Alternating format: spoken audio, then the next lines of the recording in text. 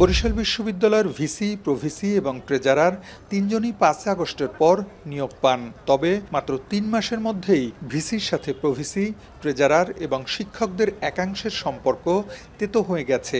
প্রভিসির অভিযোগ, তাকে কাজ করতে দেন না ভিসি, এমনকি নিজ থেকে কাজ করার চেষ্টা করলেও তাতেও চিঠি দিয়ে বাধা দেওয়ার অভিযোগ তার। একাডেমিক অগ্রগতি জানার জন্য চেয়ারম্যান মহোদয়কে ছোট্ট একটা চিঠি দিয়ে আমন্ত্রণ জানিয়েছিলাম। এই চিঠি আমার দপ্তর থেকে যাওয়ার পরে মাননীয় উপাচার্যের নির্দেশে রেজিস্ট্রার মহোদয় আমাদের চেয়ারম্যান মহোদয়কে যে চিঠি দিয়েছেন যে এটা বিধি বহির্ভূত। প্রায় একই ধরনের অভিযোগ করেছেন বিশ্ববিদ্যালয়ের ট্রেজারার। জানালেন, ভিসির সঙ্গে কথা বলারই সুযোগ পান না তিনি, আর তাতে বিশ্ববিদ্যালয়ের বাজেট বরাদ্দ, লেনদেন সহ অর্থনৈতিক কর্মকাণ্ড বাধাগ্রস্ত হচ্ছে।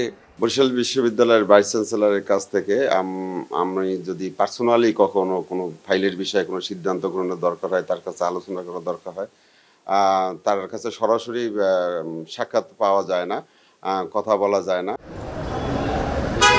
গত ৫ মাসে বরিশাল বিশ্ববিদ্যালয়ের ভিসির কার্যক্রম ও কর্মকাণ্ডে অসন্তুষ্ট শিক্ষকদের একাংশ। প্রতি ৩ মাসে একটি সিন্ডিকেট সভার আয়োজনের বাধ্যবাধকতা থাকলেও তা করা হয়নি। এছাড়া গত ১৬ ফেব্রুয়ারি উপাচার্য সাংবাদিকদের সাথে আলাপকালে শিক্ষক, কর্মকর্তা ও কর্মচারীদের বিরুদ্ধে অনাকাঙ্ক্ষিত শব্দ ব্যবহার করেছেন বলে অভিযোগ করা হয়েছে। নিয়ম কানুনের প্রতি বিন্দুমাত্র শ্রদ্ধা না দেখানোর কারণে, বিশ্ববিদ্যালয় নিয়ম অনুযায়ী না চালানোর কারণে বিশ্ববিদ্যালয়ের স্টেক হোল্ডার যারা শিক্ষক, কর্মকর্তা, কর্মচারী এবং আপনার ছাত্র শিক্ষার্থীদের মধ্যে আসলে একটা ক্ষোভের বহিঃপ্রকাশই। ভিসি, প্রভিসি, ট্রেজারার শিক্ষকদের দ্বন্দ্বের রেশ ছড়িয়েছে শিক্ষার্থীদের মাঝেও। এর ধারাবাহিকতায় গত ১৪ ফেব্রুয়ারি ভিসির বাসভবনের গেট ভাঙচুরের ঘটনা ঘটে। এর প্রেক্ষিতে ১৭ শিক্ষার্থীর বিরুদ্ধে মামলা দায়ের করে বিশ্ববিদ্যালয় প্রশাসন। এতে ক্ষুব্ধ শিক্ষার্থীরা। জুলাই বিপ্লব ছিল আমাদের বৈষম্যের বিরুদ্ধে এবং আওয়ামী ফ্যাসিজমের বিরুদ্ধে। উনি কি করছেন, উনি হচ্ছে এই বিশ্ববিদ্যালয় উপাচার্য হওয়ার পরে বেছে বেছে আওয়ামী ফ্যাসিস্টদের এখানে বিভিন্ন দপ্তরে নিয়োগ দিয়েছেন। বর্তমান উপাচার্য মহোদয়ের সঙ্গে দেখা করা মানে উনি আসলে যেভাবে করে বিশ্ববিদ্যালয় চালাতে চান, আমরা বরিশাল বিশ্ববিদ্যালয়ের যে সংস্কৃতি সেটার সঙ্গে আসলে খুব সঙ্গতিপূর্ণ এমনটা আমার মনে হয় না। অনেক সুবিধায় আমরা বঞ্চিত। আমাদের টিচার সংকটের জন্য আমাদের ক্লাস হইতেছে না। যখন আমরা এই ব্যাপারগুলো বলি, সে এগুলো কখনো কর্ণপাত করে না। এদিকে ভিসির দাবি, তার প্রতি শিক্ষক, শিক্ষার্থী, কর্মকর্তা, কর্মচারীদের বেশিরভাগই সন্তুষ্ট। যারা স্বার্থ হাসিলের সুযোগ পাচ্ছেন না, তারা ষড়যন্ত্র করছেন বলে অভিযোগ তার। যে দুটো অভিযোগ ওনারা করেছেন সম্পূর্ণ ভিত্তিহীন এবং অসত্য। এখানে বহিঃশক্তির এক ধরনের কাজ চলছে, একটা গভীর ষড়যন্ত্র চলছে। কারণ তা নইলে আমার বিরুদ্ধে লাগবার কোনো কারণ নেই।